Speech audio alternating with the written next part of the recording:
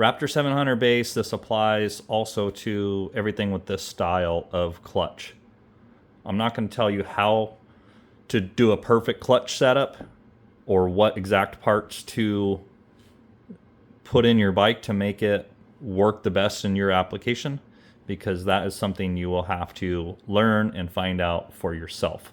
So this is going to be teaching you how to set up a clutch, what it's going to do, what you can manipulate to get to your goals, and a few of those things. But this is not going to be the answer of what gear do I need to put on my bike to be the fastest. Well, there is no answer for that. It depends on your condition, your situation, your power level, the torque output, the weight of the rider, the weight of the bike, a million factors, and the current track conditions.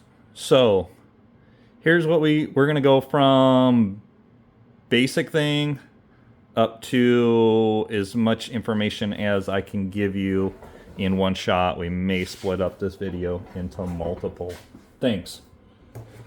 So first things first, a clutch pack. If you haven't pulled the clutch out of your own bike and dealt with it, or pulled the lockout cover, well, you better get used to it.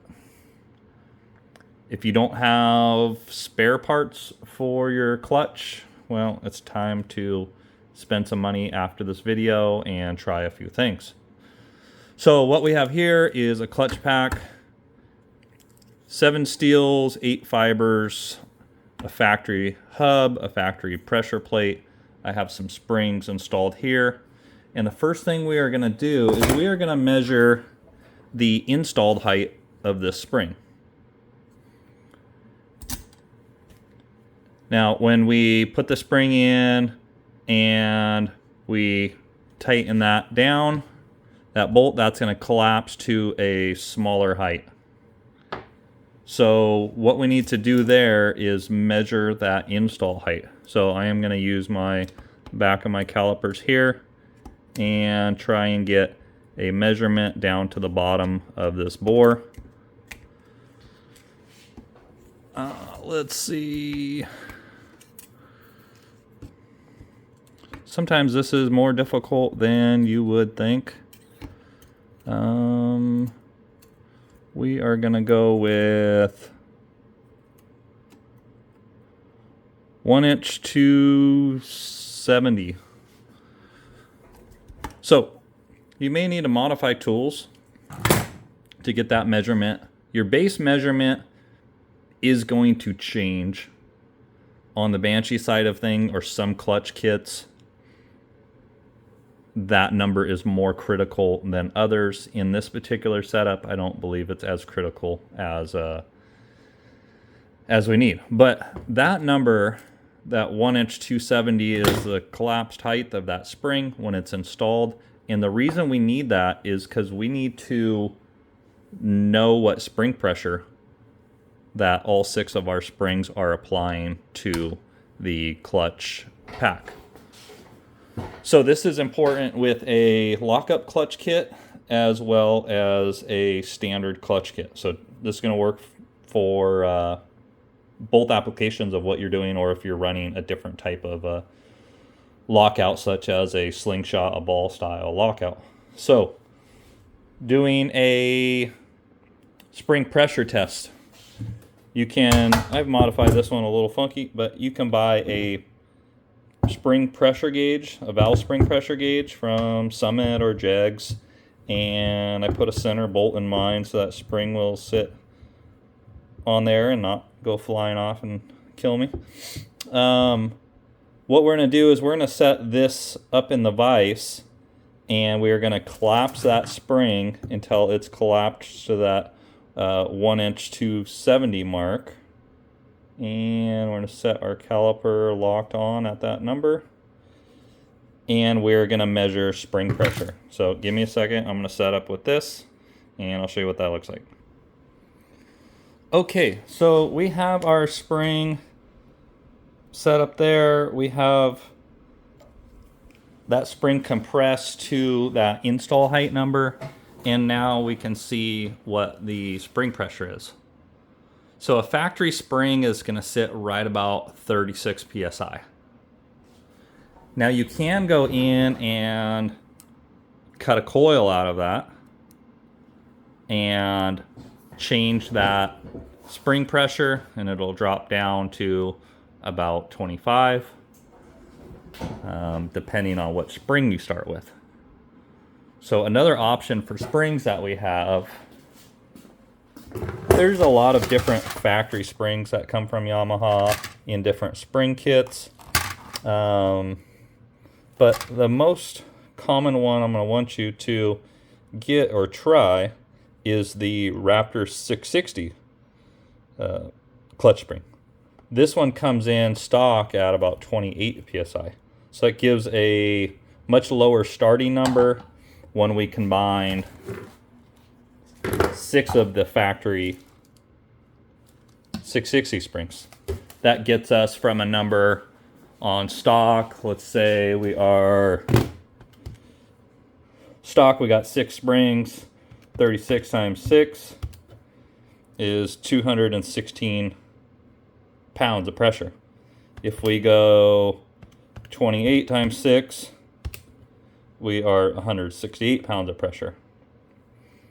Something else you can do is stagger springs. I recommend keeping at least 4 of them in there, but you can do 3 700 springs with 3 660 springs, get that number somewhere in between. You can do 4 and 2. You can do just 4 OEM springs, which is something that can be somewhat common as a starting point. So 36 times 4, 144. So that is an option of different things you do. Now, if you have a lockout on here, you want to put all 6 bolts in, regardless if you're running less springs or not. So that is a basis setup of what you can do as you cut springs. You can cut these, but they start getting a little bit short.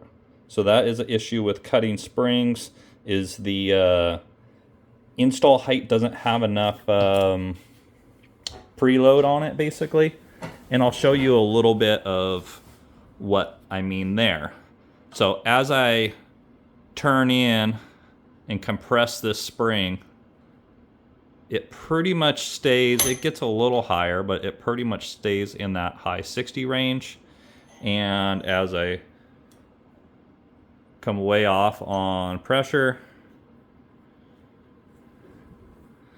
might need to modify some stuff here, but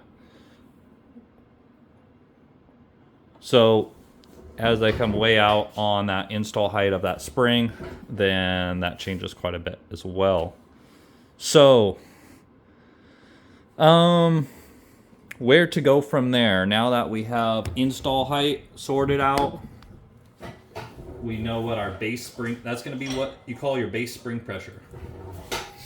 If you call me and ask a question of what you should do, well, I'm going to want to know what that base spring pressure is and what the weight of your lockout is. And we'll get to that later as well. There's a lot to be said and talked about on lockups. So on spring pressure, you have that number. It is possible to shim. That's not really a thing that we're going to do much of. It's possible to cut springs. It's possible to start with different springs and modify from there. Steels and fibers themselves. So a normal clutch setup is 8 fibers. We can run a 9 fiber, we can run an 8 fiber, we can run a 7 fiber. You could go also down to as little as 6 fibers, which is possible.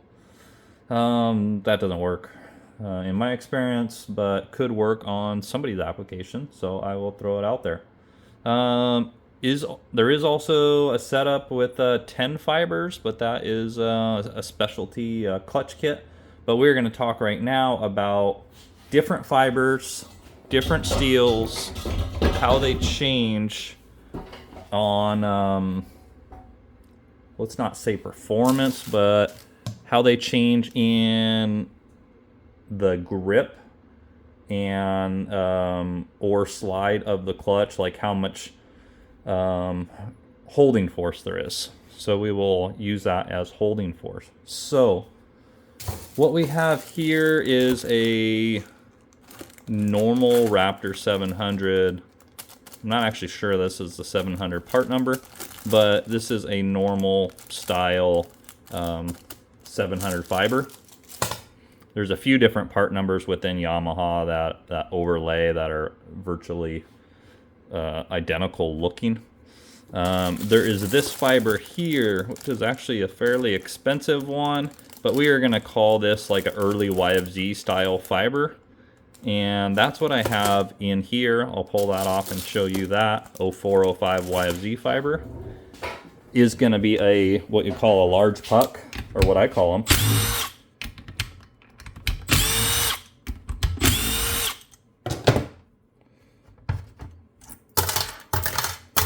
See if this will come apart for me.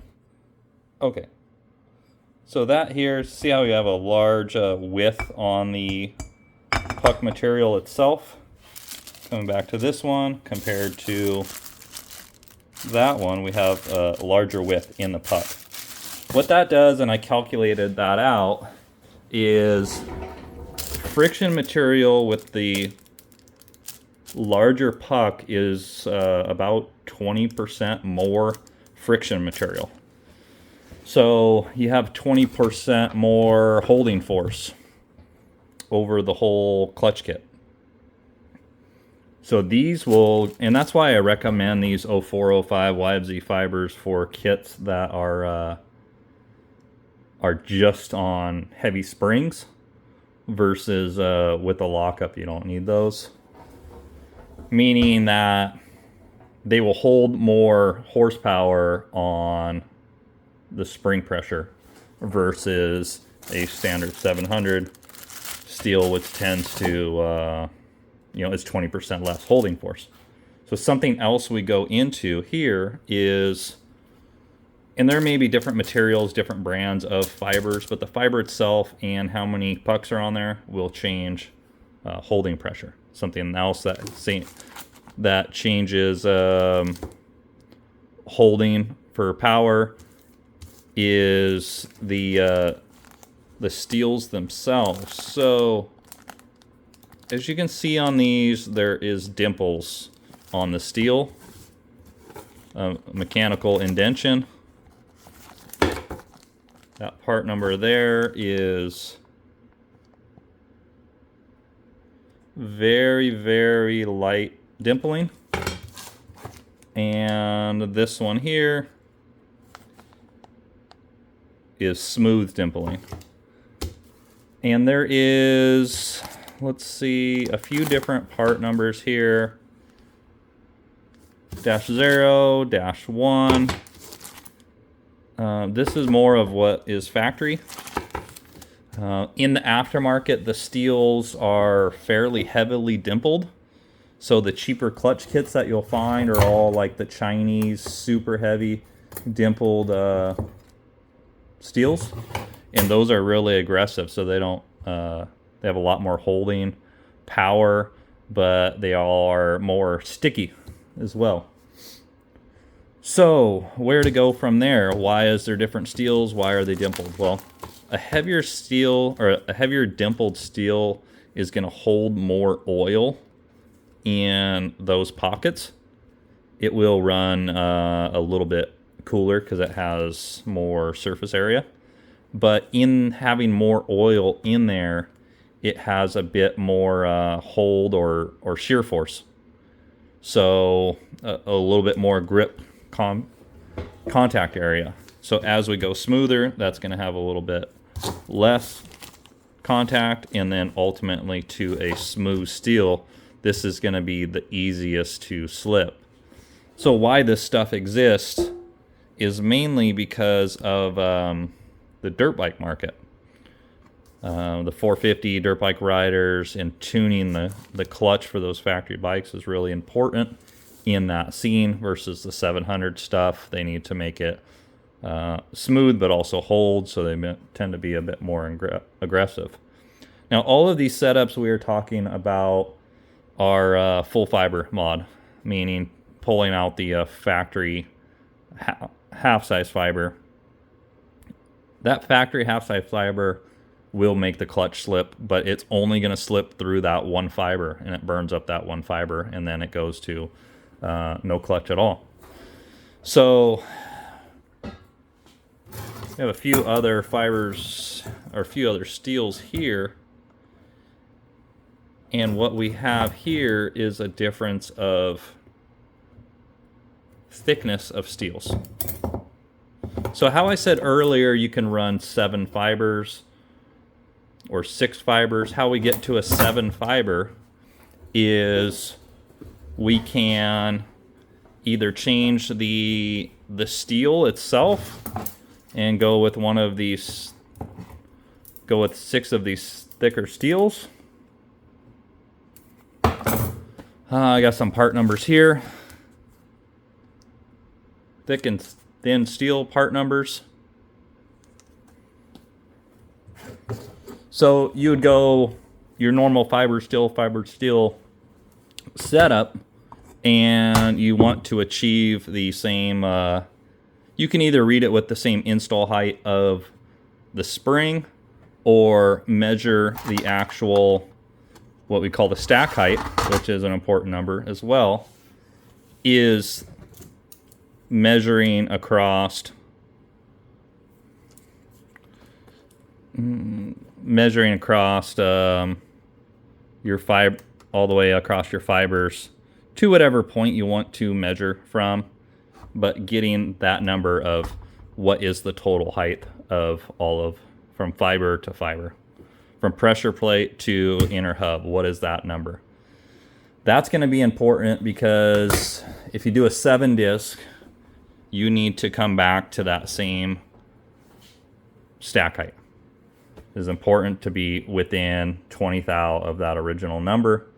So we've done that a few different ways. We've gone and double stacked steels. So we would go fiber, steel, steel, fiber, steel, steel, fiber, steel, steel, and then fiber, steel, all the way out. So 3 packs of double stacked steels will get you to a 7 fiber clutch pack, using that thick part number. Running, I believe it's running 6 of those directly. I don't remember exactly for sure, but it might be 6, it might be 1 OEM fiber or OEM steel. That gets you to that standard stack height. I don't remember at the moment because it's been a little bit since I messed with that. So a few different ways to accomplish that. Now, we talked about install height, we talked about stack height, we talked about springs, we talked about spring pressure, we talked about different fibers and different steels. So there is a lot to do, a lot to think about, but the main goal is controlling power to the tire. If you need more holding force or you need less holding force, and what you are going to do there. So this video is going on 20 minutes. I am going to stop here and reassess and restart another video talking about lockup. So I hope some of this information is helping you. You most likely have more questions than answers now, but the first thing to do is see what you're working with, see what your starting point is, get some tools to measure your spring pressure, your install height, and have the ability to make changes based off a baseline. That's your most important thing. Write down what you're doing with it. When you make changes, always reassess where you're at versus your baseline. So we will come back to part number 2 here shortly.